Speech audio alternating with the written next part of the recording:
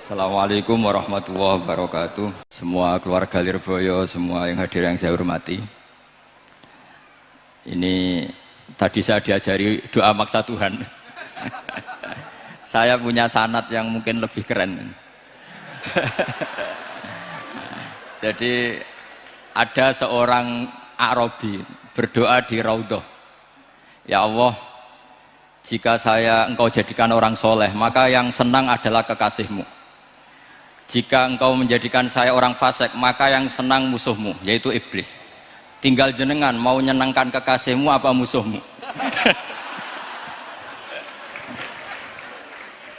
Akhirnya ada hatif, ya sudah, soleh saja soleh, doa kok gitu. Artinya kalau seseorang soleh yang suka siapa? Rasulullah. Rasulullah berstatus Habibullah. Ya Allah, kalau engkau jadikan aku orang soleh yang suka kekasihmu, kalau aku jadi orang fasik yang suka musuhmu, terserah jenengan mau menyenangkan musuhmu apa menyenangkan kekasihmu. Coba ampun, terserah jenengan. Tentu pilihannya Allah menyenangkan kekasih Allah. Itu saya ijazahkan ini. Semoga agak diterima. Covid. Jadi kalau di Ihya itu ada Kitabul Wujdi, ada yang baca Al-Wajdi. Tinggal zaman mondok ngarokati apa enggak tahu saya. Resiko mondok Lirboyo memang gitu, kata Mbah Mun itu harus semuanya diharokati. Tapi kata Mbah Mun, ini sarang, jangan harokati semua, jangan maknani semua. Kalau dalil di sini katanya kan apa itu al ilmu sayyidun wal kitabatu qaiduhu. Jadi ilmu itu ibarat hewan liar, supaya enggak liar dicancang gitu. Tapi kata Mbah Mun, ambek cancang kabeh ya ketekekan mati gitu. Jadi ini, nah saya ini kan dikatakan Gus Kafabi tadi cucu murid. Ini saya senang sekali karena memang saya jarang mau diundang pengajian umum. Karena diundang itu artinya kan makmur, diperintah. Sehingga ini sekaligus maklumat, yang nggak merasa mbah guru jangan ngundang saya, itu kualat nanti. Karena saya berkali-kali bilang hormat kiai itu wajib, tapi ngatur kiai itu haram. Jadi aturan mainnya jelas, hormat kiai itu wajib, seneng kiai wajib, tapi kalau ngatur kiai haram. Ngatur itu ya fatwa itu fatwa ya. Begini, saya ini baru neliti, mungkin ini tahadus bin nikmat.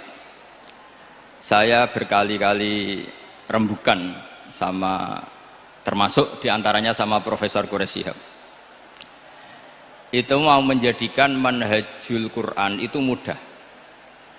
Di antara kitab yang saya pelajari serius itu kitab Syajaratul Ma'arif.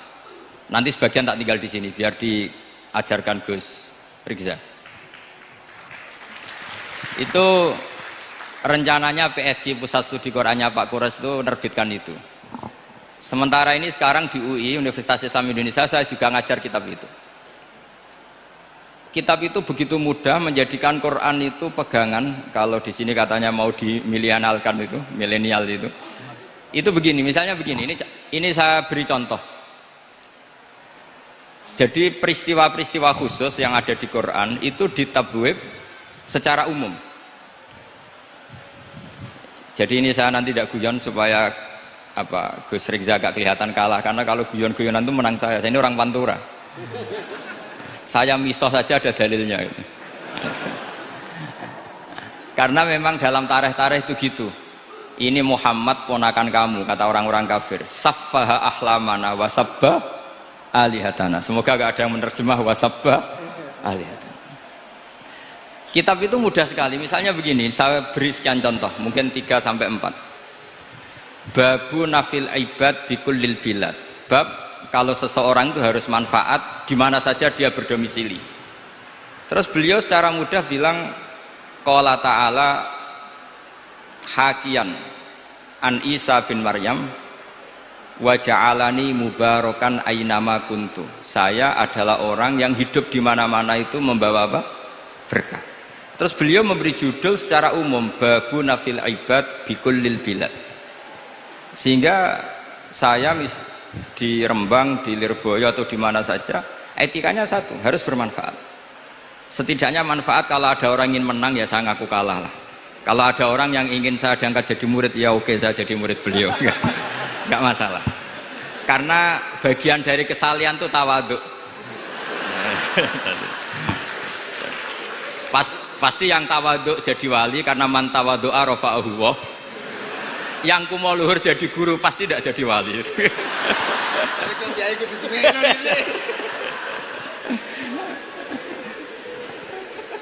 Terus ada bab yang sesuai dalam konteks Indonesia.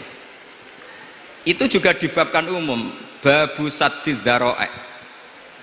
Bab menutup pintu potensi-potensi yang enggak baik. Terus beliau mengutip qala ta'ala wala tasubbul ladzina yad'una min dunillahi fayasubbullaha adwam bighairi ilm. Jadi dulu para sahabat saking semangatnya berislam, itu saking semangatnya itu sering bilang jancuk lata, jancuk uzza. Jadi ini tidak jauh-jauh dari misoh karena memang sudah dicap cangkem elek tadi. Terus mereka tanya, lalu kalau Tuhan saya jancuk, bahayanya jancuk juga Tuhan kamu. Akhirnya Allah bilang gini, Muhammad, umatmu kandhane aja misoi brolo, korbane aku. Makanya terusannya ayat fayasubbuha adwam bi khairi. Dan itu oleh Syekh Izzuddin bin Abdissalam yang dikenal sebagai Sultanul Aulia itu dibabkan mudah sekali. Babu saddid dzara'i. Jadi kalau kamu ingin Allah tidak dipisoi, Islam tidak disakiti, kamu jangan menyakiti agama lain. Itu bagian dari mencintai Islam. Jangan kira kita hormat sama agama lain karena ikrar, tidak, itu bagian dari mencintai Islam. Terus mengutip sekian hadis, la yasubbur rajulu abahu. Sebagian riwayat la yal'anur rajulu abahu. Ada yang baca layal ani, terserah lah. Kalau nahiyah layal an sopa rajulu, terserah itu apa khobar bimanal amri, apa bacanya layal an itu bisa dipasul masail nanti itu. Jangan sampai seseorang tuh misoi bapaknya. Kata para sahabat, wa kaifa yasubbur rajul abahu. Bagaimana mungkin seseorang misoi bapaknya sendiri? Terus kata Rasulullah, yasubbu abar rajuli fayasubbu abah. Wa yasubbu ummar rajuli fayasubbu ummah. Dia misoi bapaknya orang lain, kemudian dibalas bapaknya dipisah. Ini penting saya utarakan. Jadi mudah sekali. Terus dibabkan di bab umum itu babu saddid dzara'i. Sehingga peristiwa yang khususiyah ini menjadi bisa ditarik kesimpulan secara umum, dan Quran maupun hadis mengawal kita ila yaumil kiamah. Karena kita tidak kehilangan stok untuk memaknai Quran dan hadis dengan cara yang diajarkan Syekh Izzuddin bin Abdissalam yang kita kenal, beliau termasuk Sultanul Ulama. Contoh ketiga ini yang paling penting dan itu saya sering utarakan. Beliau bikin judul la yutrakul haqqu li ajlil batil. Kebenaran tidak boleh ditinggalkan hanya karena banyak kebatilan. Uniknya apa? Beliau pakai dalil, saya yakin seorang Dr. Riza pun nggak terlintas kalau itu ada. Meskipun bikin rumus istihad tadi yang nggak ada kembarannya tadi. Karena ulama yang waras ya nggak ingin ngembari rumus seperti itu. Memang nggak perlu dikembarin, apalagi dosen-dosen tribakti itu nggak suka. Ini padune ra kuat gaji kan gitu. Itu kan dalih ya, dalih supaya ngirit ya. Wes mulang gak arep-arep gaji barokah gitu. Itu mesti kong kali kong sama bendara ya. Yayasan. Karena yayasan itu. Itu ada judul la yutrakul haqqu li ajlil batil.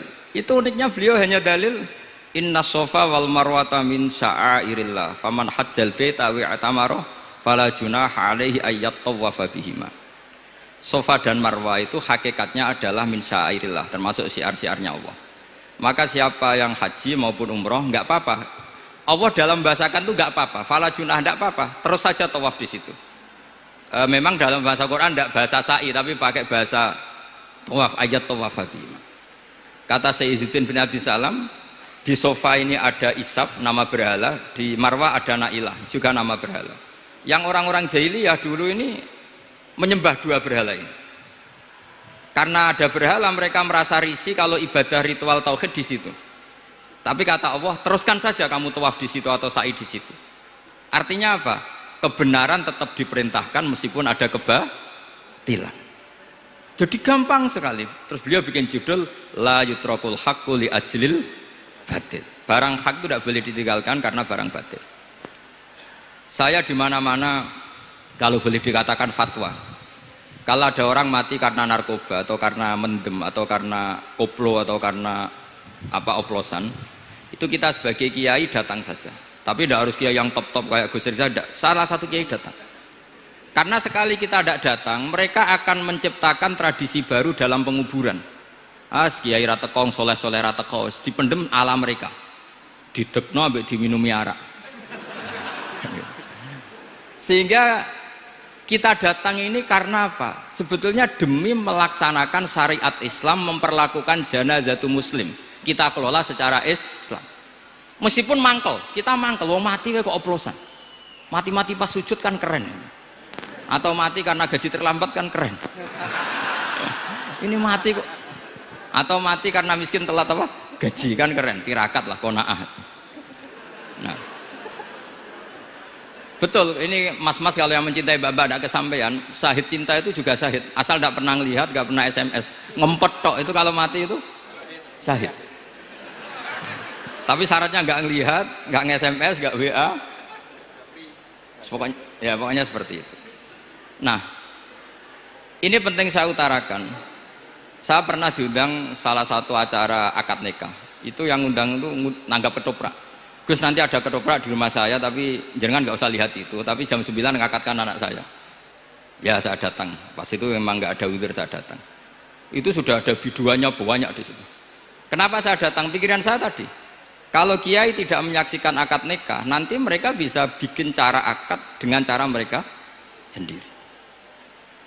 Sehingga takbir-takbir yang di fikih, misalnya walimatul ursi itu kalau ada ikhtilatur rijal wan nisa haram hadir, itu nggak pernah dilakukan oleh guru-guru kita. Setahu saya Mbah Mun, bapak saya, guru-guru kita, meskipun ada ikhtilatur rijal wan nisa, mereka kalau ada walimatul ursi asal tidak ada udzur itu datang. Karena la yutrakul haqqu li ajlil batil. Padahal jelas di bajuri, di anatu talibin, jika hunaka muharramun harumal hudur. Entah kalau Gus Rizal baca khurimal hudur atau harumal hudur, tidak tahu, saya ini kan bisa debat ini. Karena saya santri sarang, jadi kalau baca 2 kali harumal hudur atau khurimal hudur. Tapi kalau yang santri sini mau tidak mau ya anut harokatnya guru tadi. Resikonya nurut itu harus ikut haruma apa khurima. Kalau saya karena enggak dimaknani, jadi ya bingung. Maksudnya bingung milih, saking banyaknya ilmu. Bukan bingung karena goblok, bukan.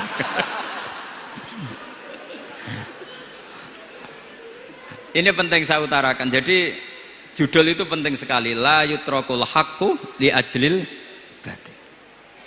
Contoh keempat, babu tolabil manzilah. Seorang yang terpercaya itu boleh cari pangkat di pemerintahan. Beliau dalilnya gampang sekali. Yusuf ketika merasa mampu mengendalikan ekonomi, ketahanan pangan zaman itu, beliau matur ke Aziz, ke penguasa Mesir, qala ja'alni ala khazainil ardh. Jadikan saya sebagai pengelola hasil bumi. Inni hafizun alim, saya ini orang terpercaya, saya ini orang yang pinter. Maka ngaku pinter itu boleh asal pinter betul. Karena Nabi Yusuf bilang inni hafizun alim. Ini sudah 4, sampai berapa? 7 sampai 7. 5 aja nanti ilmunya habis. Jadi saya mohon nanti kitab itu saya tinggal 1, tolong dipelajari teman-teman supaya ada cara mudah. Dan kitab itu pernah dibaca Syekhina Kiai Maimun di Sarang, pernah tak bawa ke Jakarta, saya diskusikan dengan Pak Profesor Quraisy Shihab. Terus sekarang juga dalam proses diterjemah. Tapi saya mohon ini yang nggak penting, terjemahannya itu tidak penting sebenarnya. Ini anak-anak Lirboyo kan bisa ngartikan sendiri, bukan sekedar terjemah tapi ngartikan sendiri. Itu unik, cara memahami itu unik sekali dan mudah. Jadi setiap peristiwa khusus itu diberi judul umum. Nah barokahnya judul umum ini, Quran itu menjadi ngawal kita ila yaumil qiyamah. Tapi kalau itu kamu anggap ini peristiwa Yusuf, ini peristiwa Yakub, peristiwa Ibrahim, maka seakan-akan Quran itu tidak untuk kita. Makanya tadi, misalnya wala tasubul ladina dibabkan babu saddid dzara'i. Itu semudah itu, segampang itu. Sehingga dalam kitab Minhajul Abidin diterangkan ada seorang wali yang takut dosa karena banyak perempuan cantik yang pakai celana pendek, banyak bulat lah di dunia itu. Singkat cerita dia uzlah, dia santai-santai di gunung makan rerumputan. Terus ada wali yang kelasnya lebih tinggi. Kamu di sini ngapain uzlah? Kenapa? Meninggalkan dosa. Terus digojlok sama wali yang lebih senior. Kira-kira ya saya gojlok Gus Rizal gitu. Kata si wali yang lebih senior tadi, taraktum ummata Muhammadin fi aidil mubtadi'ah. Sebetulnya kamu itu tidak menghindari dosa, tapi malah parah. Ketika umat tidak kamu pimpin, artinya membiarkan dipimpin kelompok lain. Dan itu bisa orang ahli bid'ah, bisa orang kafir, bisa yang lebih menyesatkan. Jadi uzlah itu tidak solusi. Ini pentingnya pembanding. Jadi gak apa-apa nanti setelah saya ngisi, dikasih kesempatan untuk bully saya, gak apa-apa. Saya terlalu sakti untuk dikalahkan. Jadi artinya muhibin saya itu gak ngefek lah kalau saya diadili siapa? Gus Riksa. Gak ngefek. Jadi menurut saya nanti tak kasih kesempatan untuk ngadili saya. Terus setelah itu selesai, saya tidak jawab lagi. Sebagai latihan calon wali itu harus sabar, man. Jadi wal kadhiminal ghaidha wal afina anin nas. Jadi setelah saya dibully nanti saya bilang sudah saya maafkan, wassalamualaikum, terus gitu. Terus contoh yang paling ekstrim gini Gus Rizal, ada contoh babu jawazin namimah limaslahatin. Bab boleh adu-adu. Adu-adu itu mengadukan satu peristiwa yang buruk ke orang lain karena maslahat. Itu contohnya unik sekali. Saya ini bingung, masa ada namam atau namimah kemudian ditoleransi. Terus beliau pakai dalil wajah arojulum min aqsal madinati yas'a qala ya Musa innal mal'a ya'tamiru nabikal yaqtulu kafakhrus innilaka minan nasihin. Musa, saya ini pegawai kerajaan Fir'aun, saya termasuk perwira di kerajaan Fir'aun. Saya tahu rapat tadi malam itu memutuskan menangkap kamu untuk dibunuh. Maka kamu harus secepatnya keluar dari Mesir. Itu kan sebetulnya tipikalnya agak namimah, adu-adu, tapi limas lahatin. Itu mudah sekali kitab itu. Jadi saya mohon anak-anak Tribakti yang mau mengkaji Quran ingin alim pakai kitab itu. Saya jamin kalau khatam pasti alim, khatam paham.